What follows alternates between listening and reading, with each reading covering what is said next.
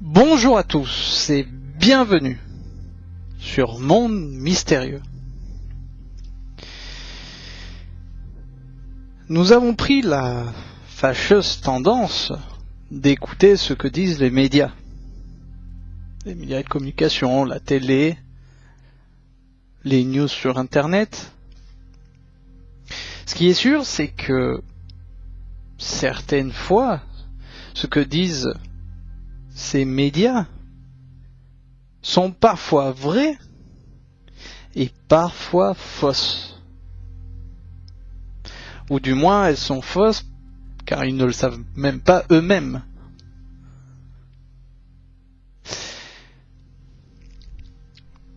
Dans la Constitution, dans l'article 19 de la Constitution universelle des droits de l'homme, l'article 19 dit « Tout individu a droit à la liberté d'opinion et d'expression, ce qui implique le droit de ne pas être inquiété pour ses opinions et celui de rechercher, de recevoir et de répandre sans considération de frontières les informations et les idées par quelque moyen d'expression que ce soit. » C'est ce que dit l'article 19 de la Constitution universelle des droits de l'homme. C'est pourquoi, aujourd'hui, le thème qu'on va aborder, qui est assez compliqué, c'est pourquoi ici, dans Monde Mystérieux, nous allons donner notre opinion, du moins notre théorie. Mais revenons un peu plus en arrière. Revenons sur l'année 2014. Accident aérien. Le 8 mars 2014, disparaissait l'avion, comme tout le monde le sait, j'en ai parlé à plusieurs reprises dans mes vidéos, disparaissait l'avion de la Malaysia Airlines, MH370. J'en ai parlé à plusieurs reprises.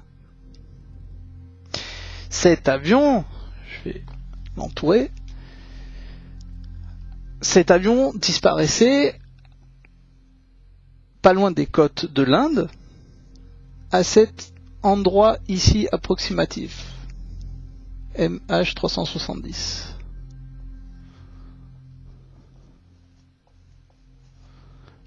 Le 8 mars 2014.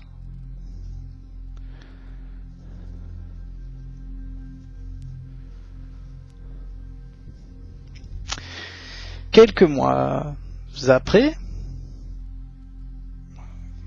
très précisément 4 mois après, l'avion MH17 fut abattu en Ukraine.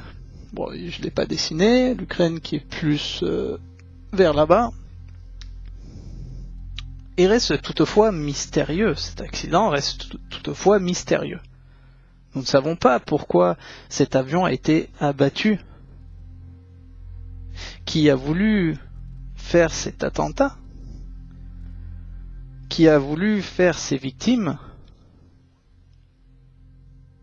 Ce qui est sûr, c'est que l'avion de Vladimir Poutine est passé 35 minutes avant au-dessus de la zone du crash. Encore un mystère.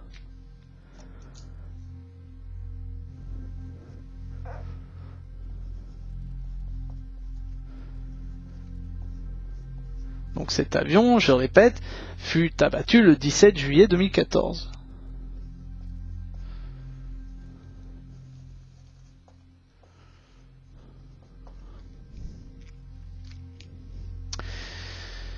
Le vol Air Asia QZ 8501, un Airbus A320, disparu le 28 décembre 2014. Alors, je vais le noter, encore une fois.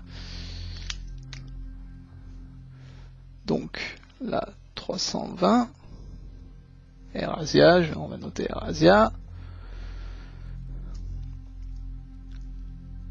qui disparaissait le 28 décembre 2014.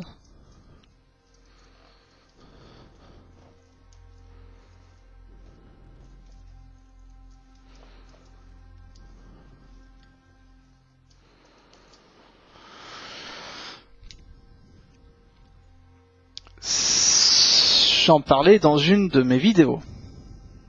Vous retrouvez dans les anciennes vidéos que j'ai effectuées. J'en parle, je détaille exactement ce qui s'est passé sur ce vol.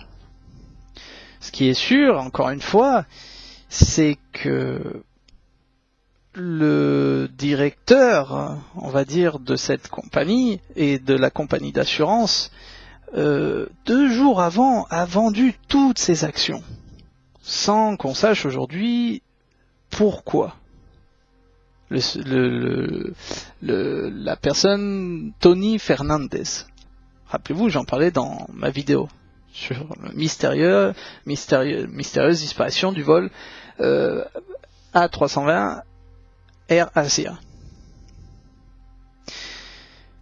Ce fut les 3 incidents importants de l'année dernière. Ce qui est sûr, c'est que aujourd'hui à peine on commence à avoir quelques preuves de la disparition de l'avion MH370.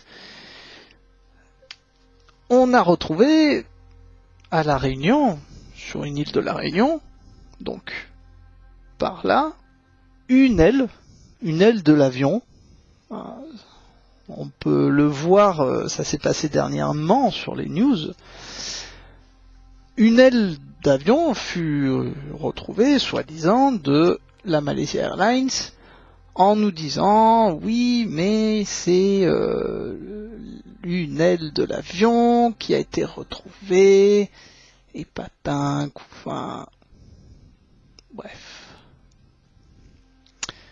Ce qui est sûr, c'est que même entre médias, ils se marchent dessus. Je me rappelle très bien avoir vu un article sur Internet où il disait clairement une aile de l'avion MH370, de ce mystérieux avion qui a disparu, a été retrouvée. Et le lendemain, voir un autre article, non, l'aile de cet avion n'est pas l'aile de l'avion MH370. Et le jour d'après, dire oui, c'est bien l'aile de l'avion du vol MH370. Comme nous pouvons voir, c'est que même entre médias, ils se marchent dessus. Aujourd'hui, ils affirment très clairement que cette aile provient bien du vol MH370. Ils expliquent clairement, comme cette aile a été au fond de l'eau, que ils vont pouvoir savoir où l'avion exactement fut tombé par rapport aux crustacés qui se sont collés sur l'aile. Je ne demande qu'à voir les prochains résultats, les prochaines news, pour en savoir un peu plus. Car sinon, ça sera fin de l'histoire. Comme d'habitude.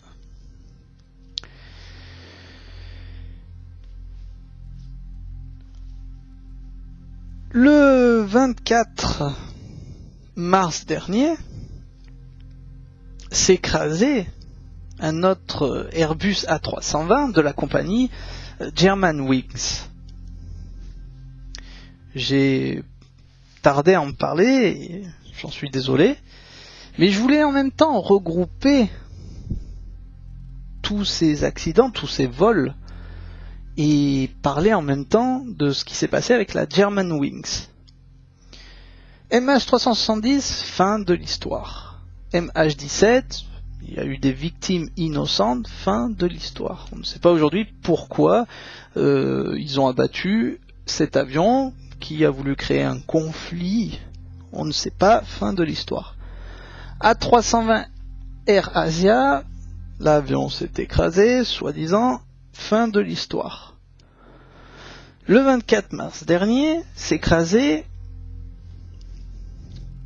l'avion A320 de la compagnie Germanwings. Fin de l'histoire. Comme je le disais, on a pris la fâcheuse tendance à croire ce que disent les médias, la télé, sur Internet. Et je le répète, ce qui est sûr, c'est que certaines fois, ces choses sont vraies et d'autres fois, ces choses sont fausses. Je vais vous expliquer, dans ce vidéoprogramme, la version officielle de ce qui s'est passé dans les Alpes d'Haute-Provence. Peut-être que certains d'entre vous verront la vidéo et diront « Ah, mais c'est vrai, en fait, il a peut-être raison. » Ce que je fais, et je le répète à chaque fois, c'est regrouper des informations, les canaliser, utiliser la logique et dire « Voilà, il s'est passé ces faits-là. » Je ne fais pas partie d'une secte. Je n'invente pas. Je ne mens pas. Ce que je fais, c'est juste canaliser ces informations et montrer à ceux que ça intéresse la réalité en face. Alors peut-être que certains d'entre vous diront « Ah mais oui, à la fin de la vidéo, certains d'entre vous penseront « Ah mais c'est vrai ». Comme je le disais au début de la vidéo, dans l'article 19, toute personne a le droit de diffuser ses opinions, que ça soit verbalement, artistiquement. C'est pourquoi nous, dans Monde Mystérieux, on voulait absolument donner notre avis et notre opinion en regroupant toutes les informations, faire un amalgame de tout ce qui s'est passé et sortir notre propre conclusion. Je vais vous expliquer la version officielle. Ce qui s'est passé, c'est que donc l'A320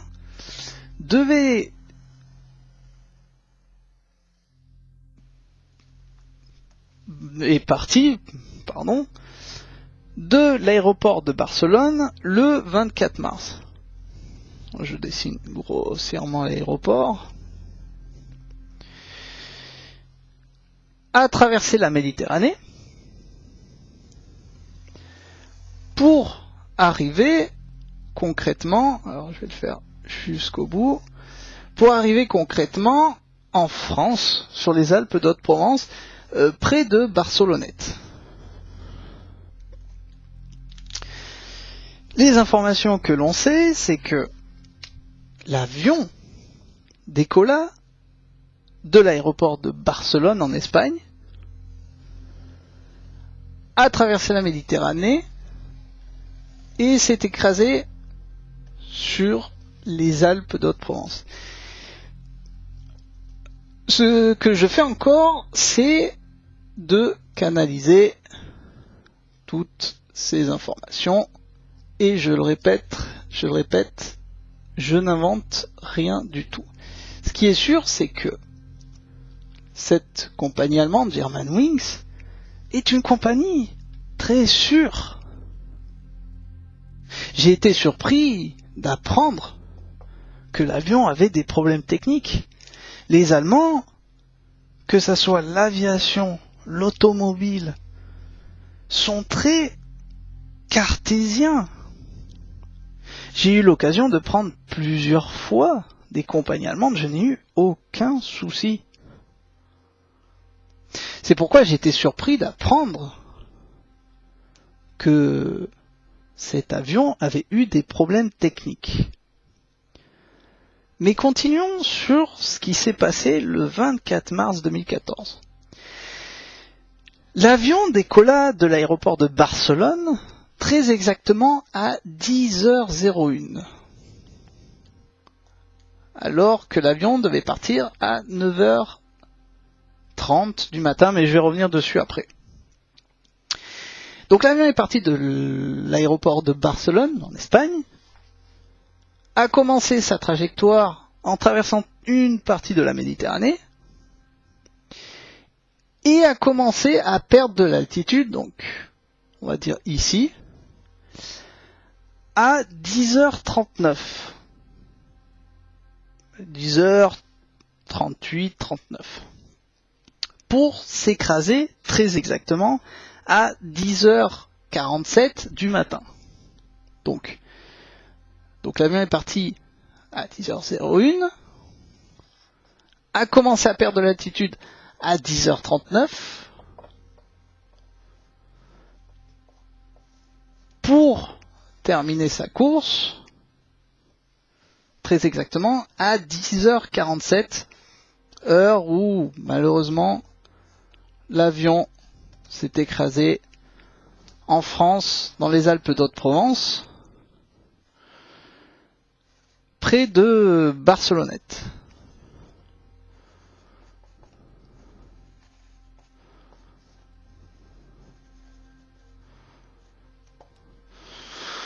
Je vais marquer Espagne pour pas...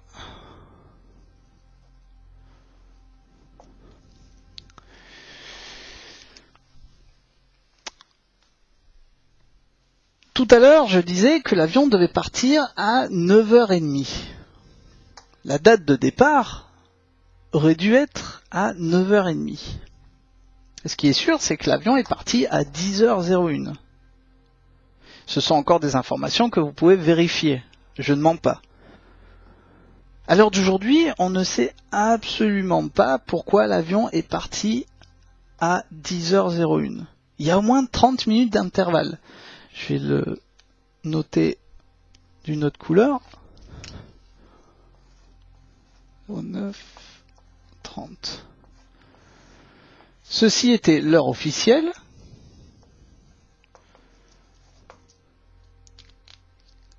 Et ceci fut l'heure où l'avion est parti. On va marquer réel. Chose que, à l'heure d'aujourd'hui, on ne sait pas pourquoi il y a eu au moins 30 minutes d'intervalle. Ce qui est sûr, c'est que le copilote, qu'on va revenir dessus, on va revenir sur lui après, doit programmer son pilote automatique ou son programme de vol avant. Donc si l'avion est parti après, comment il l'aurait fait à un certain point? Comment il l'aurait fait?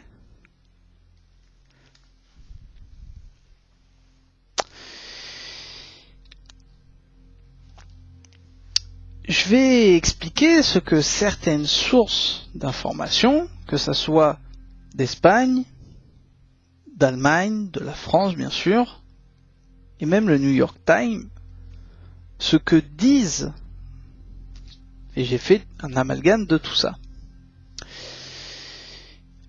Je rappelle que la boîte noire, alors, bien sûr, l'avion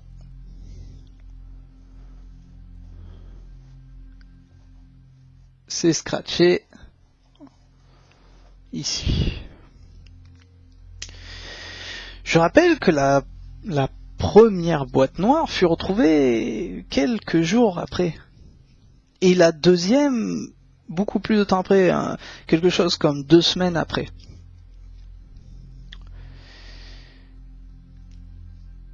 Sur la première boîte noire, ils affirment que le copilote s'était enfermé dans le cockpit et affirme, cette source d'information affirme que le pilote étant sorti pour, je sais pas moi, pour aller aux toilettes, pour prendre un café, a essayé de rentrer, mais que le copilote ne voulait pas ouvrir la porte. Première chose étrange, pourquoi ?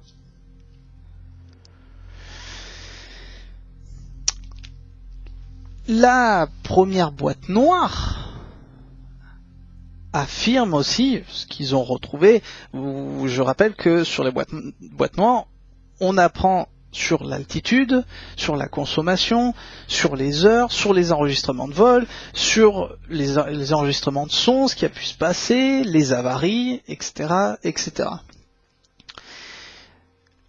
La première boîte noire affirme qu'il y a eu une explosion, mais pas seulement une, 2 explosions. C'est-à-dire que ils affirment, encore une autre source d'information, de la New York Times, ils affirment qu'il y a eu une première petite explosion, je vais la représenter comme ça, suivie d'une grande explosion. Qu'est-ce que cela signifie ? Encore un mystère.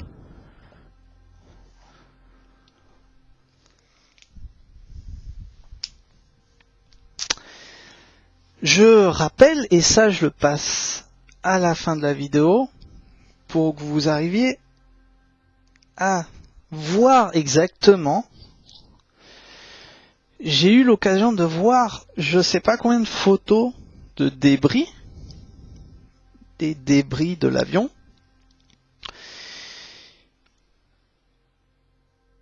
Et j'en parlais dans une de mes vidéos.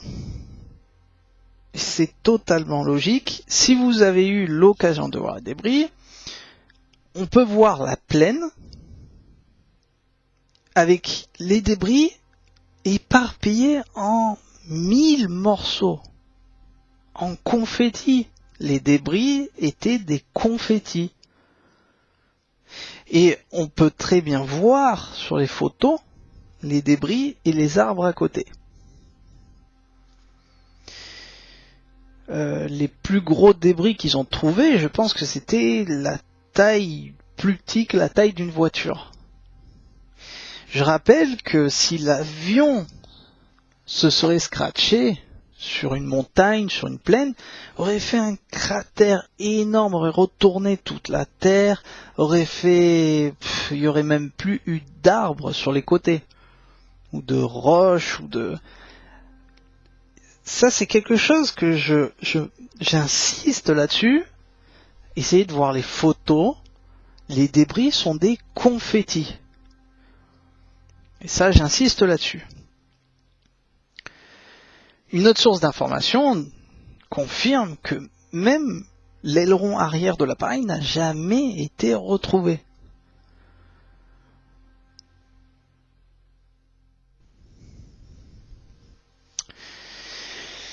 Une autre source d'information, encore une fois suite à la boîte noire, la première boîte noire, explique clairement que le pilote, donc je rappelle, le pilote étant sorti du cockpit, en voulant rentrer dans le cockpit, avait pris une hache, une petite hache, pour casser la porte pour pouvoir rentrer.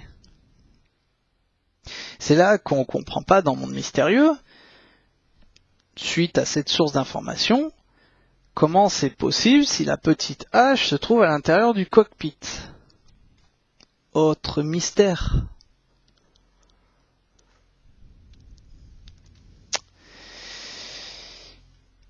Parlons maintenant du copilote français, car je vais insister là-dessus aussi.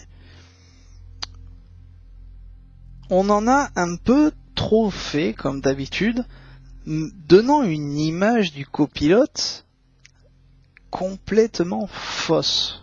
Je vais expliquer pourquoi, vous allez comprendre où c'est que je vais en venir.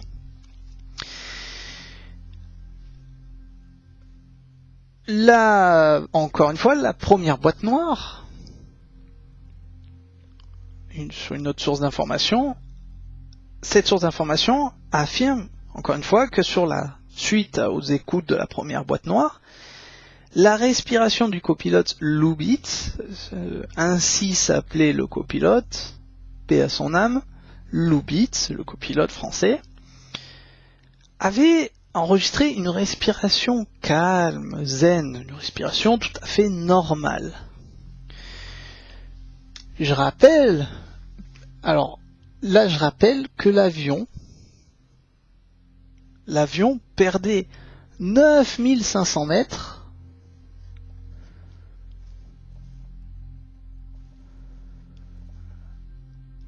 toutes les 9 minutes. Vous imaginez la vitesse de descente. 9500 mètres toutes les 9 minutes. Je crois que l'avion était pas loin de 40 000 mètres, je pense. Et l'avion, à partir de 10h39, perdait 9500 mètres toutes les 9 minutes. Non mais vous imaginez. Il précise que le copilote respirait lentement. Je pense qu'à cette vitesse, le copilote aurait fait un arrêt cardiaque ou j'en sais rien. Chose qui est, encore une fois, pour nous ici, dans Monde Mystérieux, qui est anormale.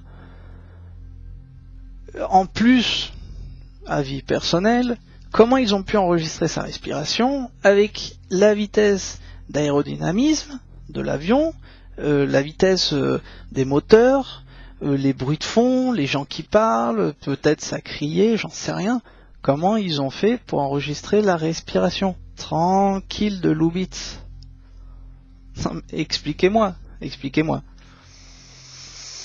Autre point mystérieux. Une semaine après cette tragédie, on commence à sortir des articles à droite, à gauche de Lubitz, de la vie de Lubitz, de la vie de cette personne, comment vivait cette personne, les proches de sa famille, sa copine, etc., etc., etc. J'ai eu l'occasion de lire un article qui dit très exactement que Lubitz était, un passionné, un fou d'avions, et il avait plein de posters d'avions de la Lufthansa chez lui. Alors, c'est là que je comprends pas encore une fois, qui n'a pas eu de poster dans sa chambre de ce qu'on aime. Quand j'étais plus petit, j'avais pas mal de posters de cinéma, d'acteurs. Certains vont mettre des posters de footballeurs parce que ils sont fans de football, ou de chanteurs, ou de voitures de course, de pilotes. Ceci n'explique en aucun cas que cette personne était en complète déprime. Au contraire, cette personne avait une forte passion pour l'aviation. Autre point mystérieux.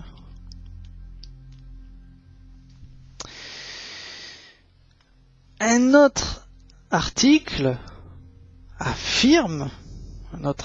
que j'ai eu l'occasion de voir, affirme que Lubitz souffrait du syndrome de burn-out.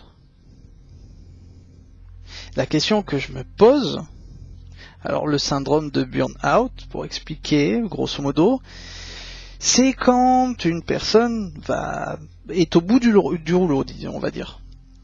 Quand une personne se sent mal, qu'elle est en pleine déprime, qu'elle n'a plus envie de faire quoi que ce soit, qu'elle reste plantée chez elle, qu'elle parle à personne, qu'elle se renferme sur elle-même, etc., etc., etc., etc.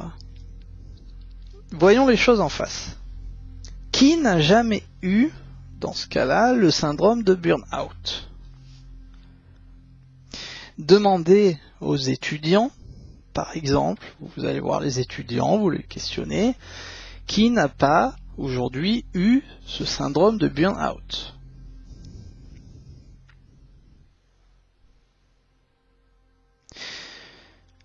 C'est carrément pas logique. Dans ce cas-là, moi-même, j'ai eu Ça m'est arrivé d'être au bout du rouleau à certaines reprises, suite à des événements. Qui n'a jamais eu le syndrome de burn-out, ce qui n'explique pas la tendance suicidaire.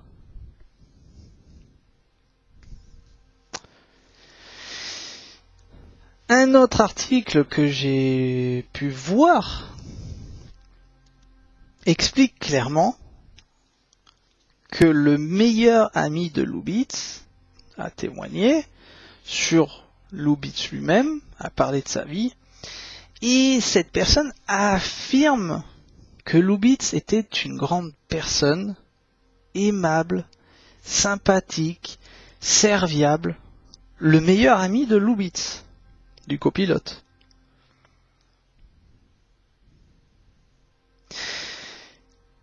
Il ne déprimait pas. Cette personne affirme qu'il ne déprimait pas du tout et qu'il avait même il se préparait à fonder une famille, à faire sa propre maison. Expliquez-moi les tendances suicidaires de Lubitz.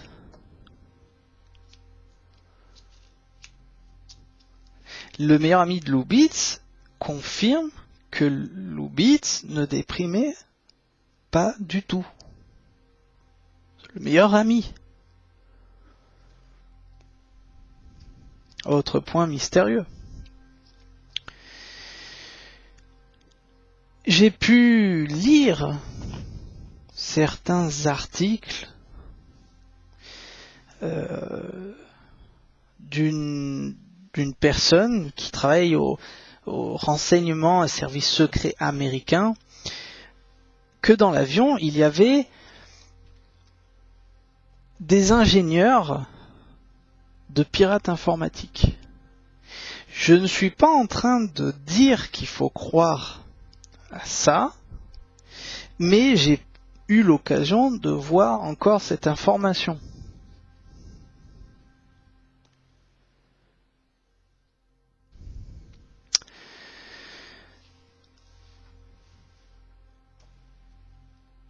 J'ai un certain respect aux victimes de tous ces vols, MH370, MH17. Ce sont des innocents. J'ai un certain respect aux victimes, aux familles des victimes. Je sais ce que c'est. J'ai moi-même perdu quelqu'un de cher dans ma vie. Je sais ce que c'est, la difficulté, la douleur, la tristesse. C'est pourquoi j'ai un certain respect envers les familles de victimes. Ce qui est sûr, c'est que ce qu'essayent de nous canaliser les médias ne sont pas du tout les faits réels. Je répète et j'insiste là-dessus, sur les débris de l'appareil.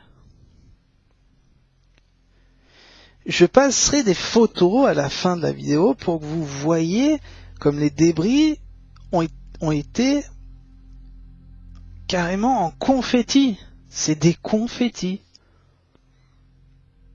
Qu'est-ce qui peut produire ça? Une explosion. Pas un crash.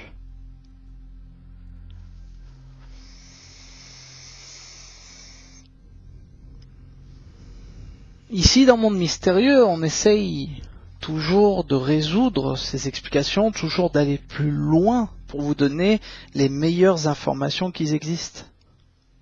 Comme je le dis toujours, ne vous arrêtez pas sur ce que vous voyez, sur ce que vous entendez à la télé par exemple.